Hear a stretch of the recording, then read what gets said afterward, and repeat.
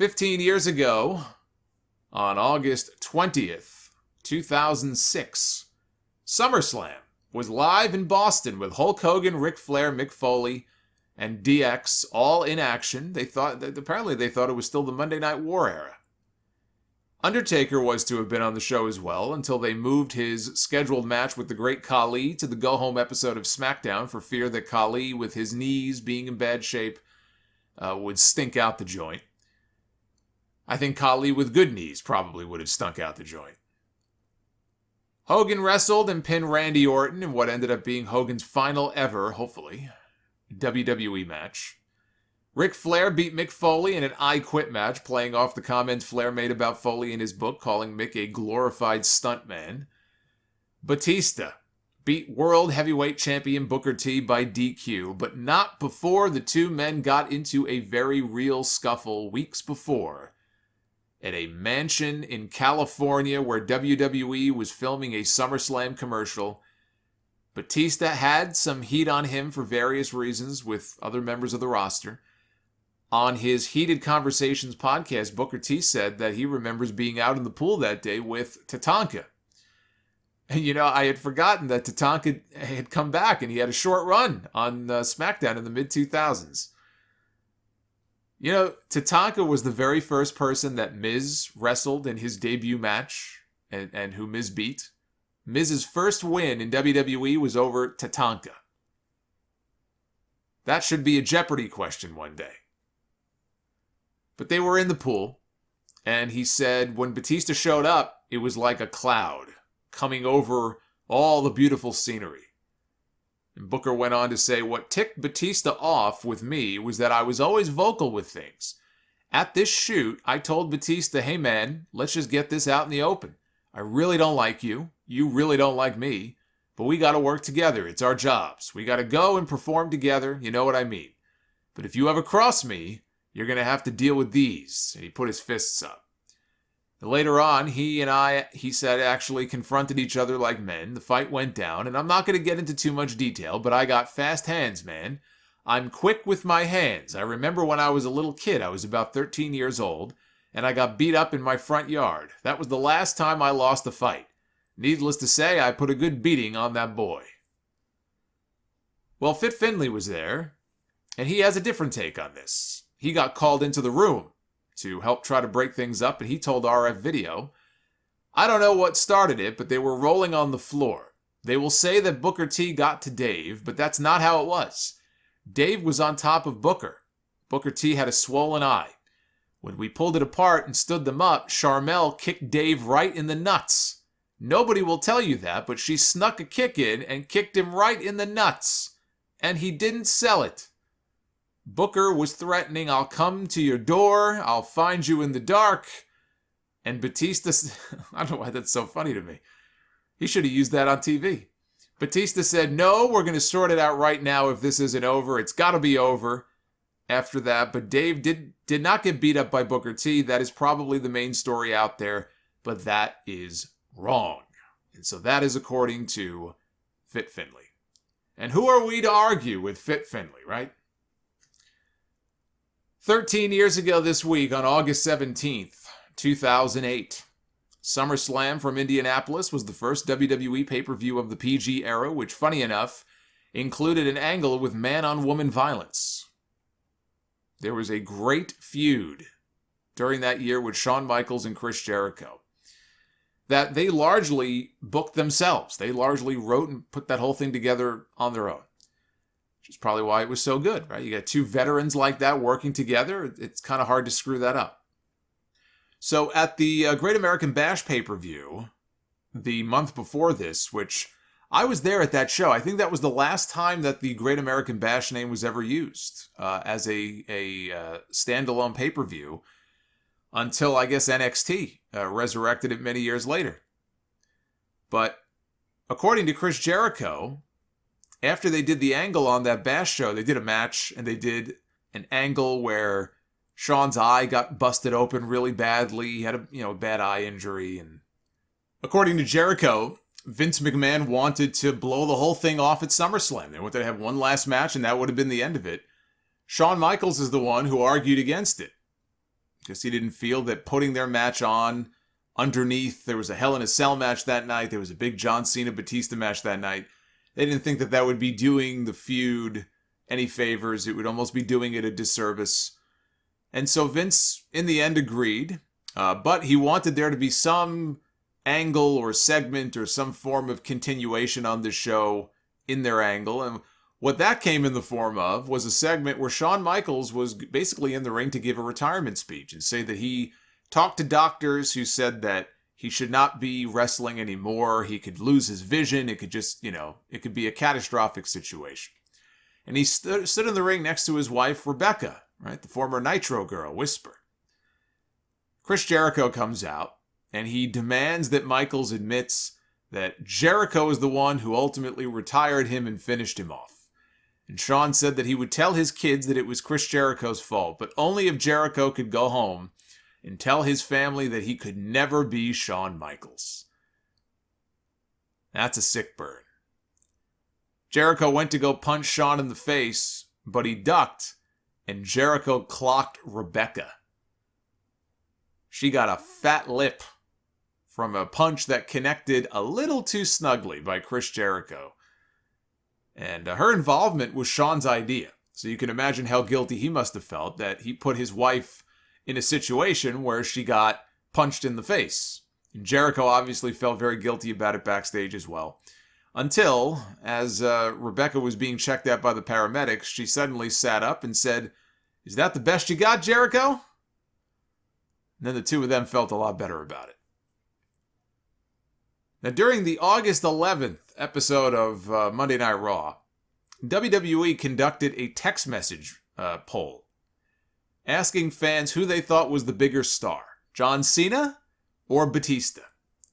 And Batista lost. I mean, I think we pretty much would have figured that John Cena would win, but he won in a landslide, 73% of the vote. And according to the Wrestling Observer at that time, WWE wanted to do something to bring Batista up closer to Cena's level as a top guy. And their way of doing that was to make a match between them, as announced by the new Raw general manager Mike Adamle, that these two would be having a match at SummerSlam and give Batista a clean win over John Cena, which is what they did. Now, Cena came into the match with a bad neck.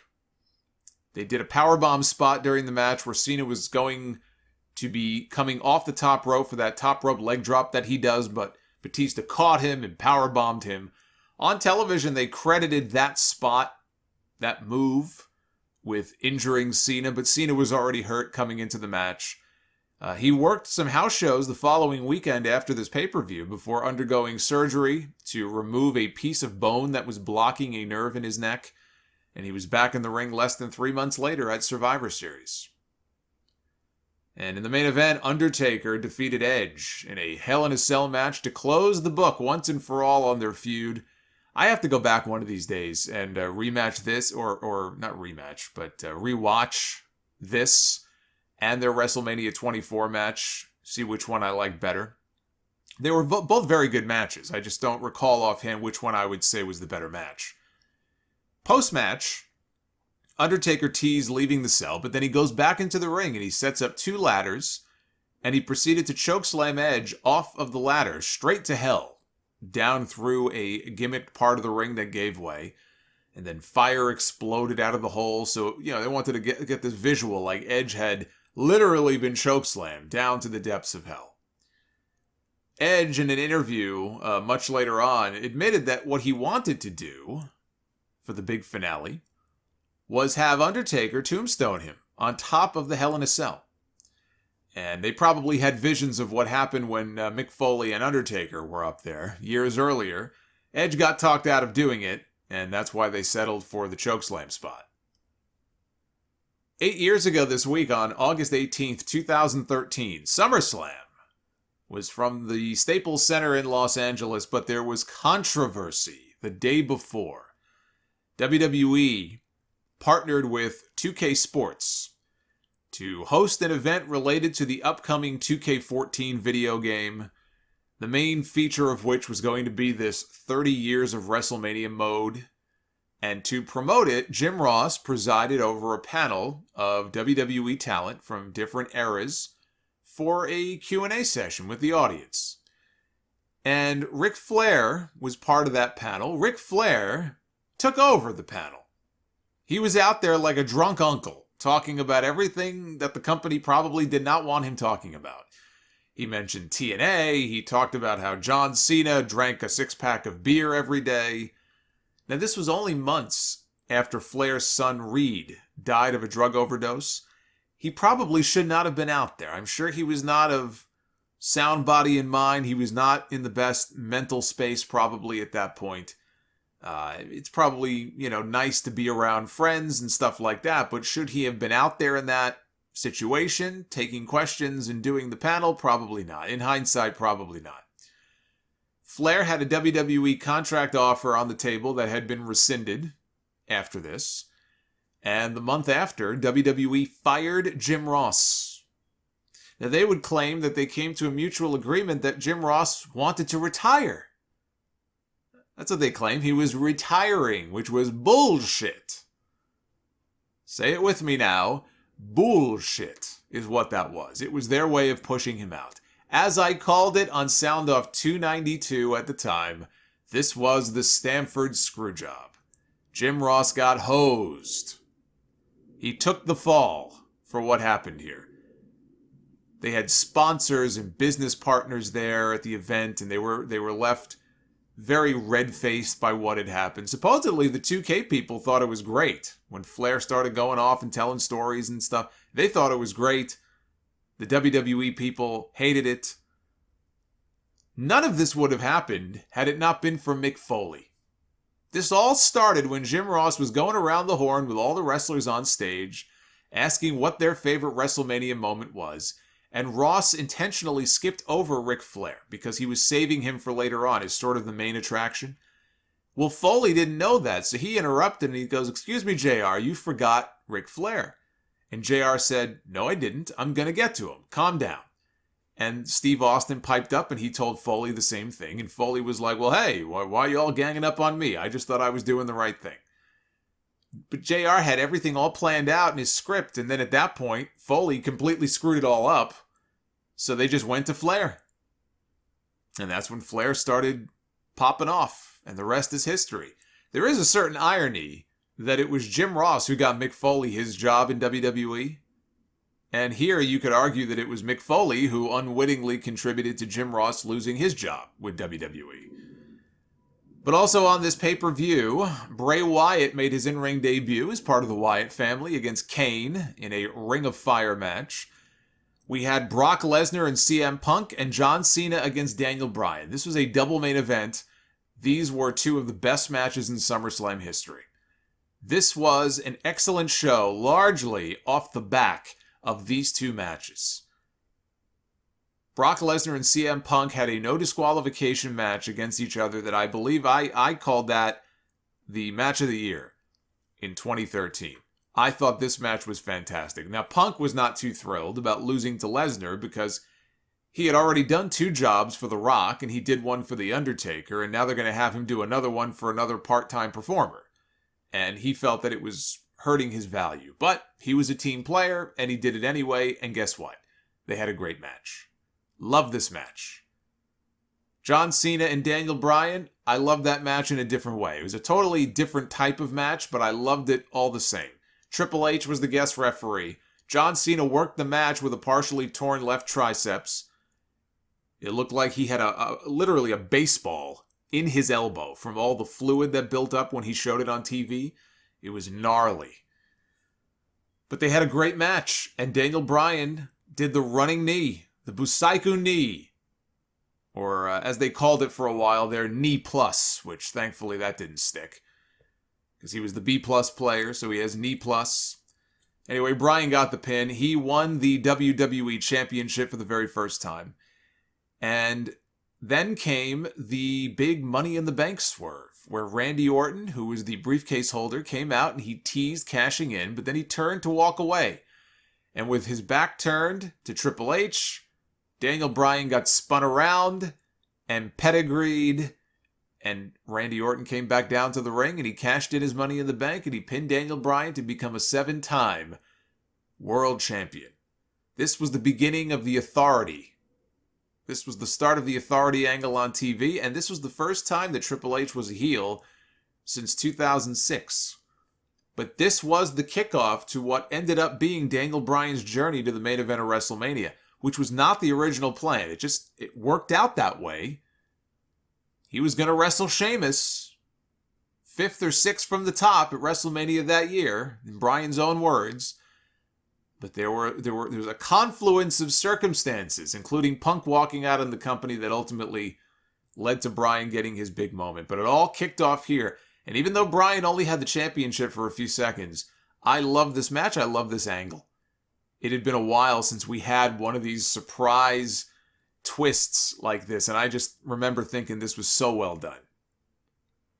On Raw the next night, John Cena announced after his loss that he would be undergoing surgery for his torn triceps and would miss 4 to 6 months. He was back in 2. And later on in the show, Sin Cara, the original Sin Cara, not Hunico. He suffered a dislocated ring finger early in his match against Alberto Del Dipshit. The match was immediately stopped, and Del Rio was declared the winner. He was not happy about it, though. Are you kidding me? He's looking at this guy going, he got a boo-boo on his finger? Are you kidding me? So he went after him, and he's kicking his ass, even though the match is over. The referee had to push him out of the way and say, stop, the guy's hurt. And look, the reality is this. I mean, you could say how it looks, that the guy hurt his finger, as compared to other guys who will, tear muscles and they'll finish the match. Well, guess what? Tearing a muscle and finishing a match is stupid. It's a stupid thing to do. Okay? It is very dumb. It might make you tough, but it is a stupid thing to do. And he had enough sense to go, look, I'm hurt. My fucking finger is dislocated. We just started this match. I can't finish the match like this. It hurts. Let's stop the match. Well, Del Rio didn't see it that way, but Del Rio didn't like him to begin with. There was already heat there between him and the original Sin Cara, so I'm sure he was more than happy to kick the crap out of him for real, which is what he did when this was over. It would be the original Sin Cara's final match on WWE television before getting his release, before WrestleMania the following year. 7 years ago this week, on August 17th, 2014, the first pay-per-view to adopt the WWE Network-style logo that is still used to this very day. It replaced the old Scratch logo. This was the first SummerSlam where every championship that was defended, and I think there were only 3 of them, but every championship that was defended changed hands. Dolph Ziggler won the Intercontinental title from The Miz. Paige won the Divas Championship from AJ Lee. We had Stephanie McMahon back in the ring for the first time in a decade, beating Brie Bella. And then we had John Cena defending the Undisputed Championship in the main event against Brock Lesnar. This was months after Brock Lesnar became the man to beat the streak at WrestleMania. And John Cena had stepped in to win the championship after Bryan, who won the title, Daniel Bryan, at WrestleMania, was forced out with a neck injury. He was forced to vacate the title. John Cena won the title. John Cena took Daniel Bryan's place in this match. The destruction that we saw here in this match, that would have been Daniel Bryan at SummerSlam, not John Cena. And a lot of people who loved this match, like I did, I thought it was great. It was something we had never seen before. I'd never seen a main event, performer in WWE allow themselves to be annihilated this way in the main event on pay-per-view. We had never seen a one-sided ass-kicking like this with a major star. This was Suplex City. This was the debut, basically.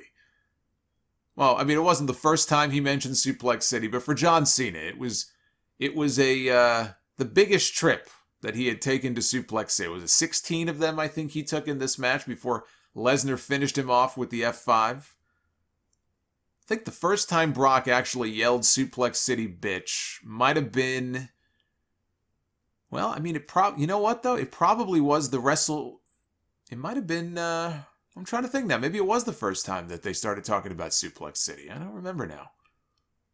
I thought it came after he shouted it out in the Roman Reigns match, but that came the year after this, so maybe my timeline is off on that. But Anyway, the point is, I love this match. I thought it was great. Watching Cena get squashed. I was not expecting that. But had it been Daniel Bryan, I think a lot of people's opinions might have been a little bit different if his big babyface run had come to an end in the way that it did here on this pay-per-view.